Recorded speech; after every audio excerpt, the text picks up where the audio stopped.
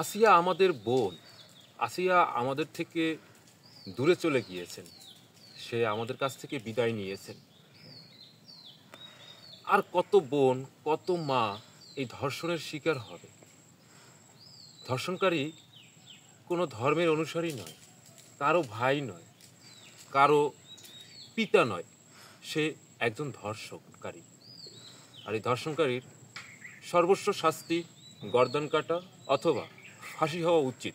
ধর্ষণকারীর উপযুক্ত শাস্তি না হওয়ার কারণে আমাদের সমাজে একের পর এক ঘটনা ঘটে যাচ্ছে, যা আমাদের জন্য শুভনীয় নয়।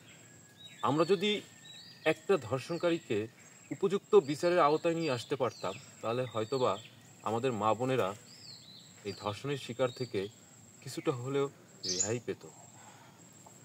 আমরা চাই এই আসিয়ার যে ধর্ষণকারী হোক, ওর গর্দান কাটা হোক, না হয়তোবা ওর ফাঁসিতে ঝুলিয়ে ওকে মারা হোক।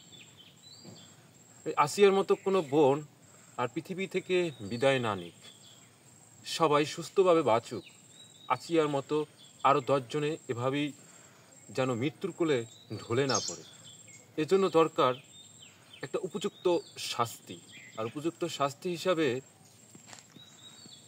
ফাঁসি অথবা গর্দান কাটাটা একান্ত জরুরি হয়ে পড়ছে। আমরা চাই না আর কোনো মা বোনকে হারাতে।